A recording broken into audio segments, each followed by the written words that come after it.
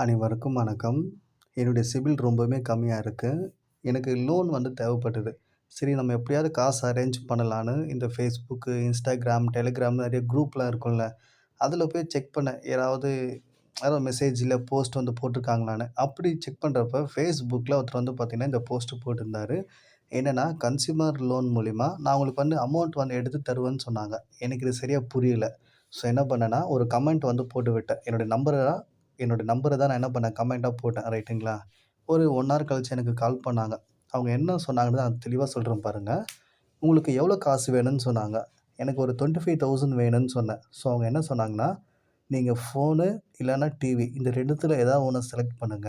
நீங்க என்ன பண்ணணும்னா, உங்களுடைய ப்ரூஃப வச்சு நீங்க இஎம்ஐல வந்து நாங்க சொல்ற பிராண்டு, நாங்க சொல்ற மாடல்ல தான் நீங்க என்ன பண்ணணும், டிவி இல்ல மொபைல் வந்து வாங்கி தரணும்.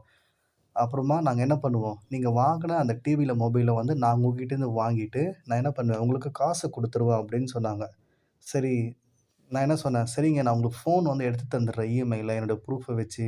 நீங்க என்ன பண்ணுங்க, எனக்கு காசு குடுத்துருங்கன்னேன். அவங்க என்ன சொன்னாங்கன்னா, விவோல வந்து ஒரு மாடல் சொன்னாங்க. சரி நான் என்ன பண்ணேன்னா, நியர்பை ஷோரூம்ல போய் கேட்டேன். இந்த மாரி இந்த ஃபோன் வந்து இஎம்ஐல வேணும் குடுங்கன்னு கேட்டேன்.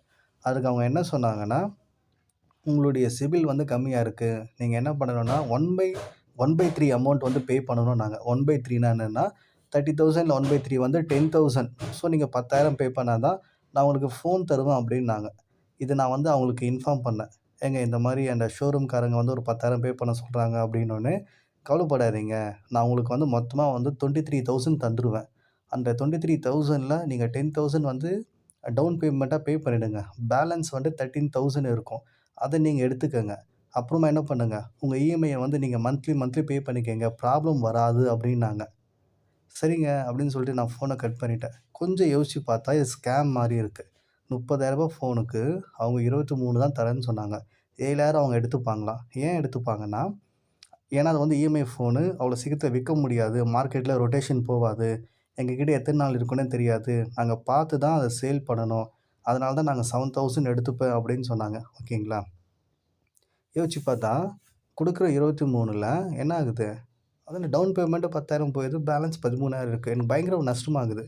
அப்புறமா இன்னும் கொஞ்சம் யோசிச்சு பார்த்தேன். இது ஸ்கேமா கூட இருக்கலாம். என்ன மாரி ஸ்கேம்னா, இப்ப நான் வந்து என் ப்ரூஃப்ல எடுத்துக்கிறேன்னு வச்சுக்கோங்க இஎம்ஐ வந்து ரைட்டுங்களா. அவங்க வந்து என்ன பண்ணிடலாம் திடீர்னு 23,000லாம் தர முடியாது. 15,000 18,000 தான் தருவோம். விருப்பம் இருந்தா ஃபோன குடுத்துரு. இல்லன்னா நீயே வச்சு நீ இஎம்ஐ கட்டிக்கன்னு சொல்லிட்டா என்ன ஆயிடும்? ஒரு ஸ்கேமா கூட இருக்கலாம்.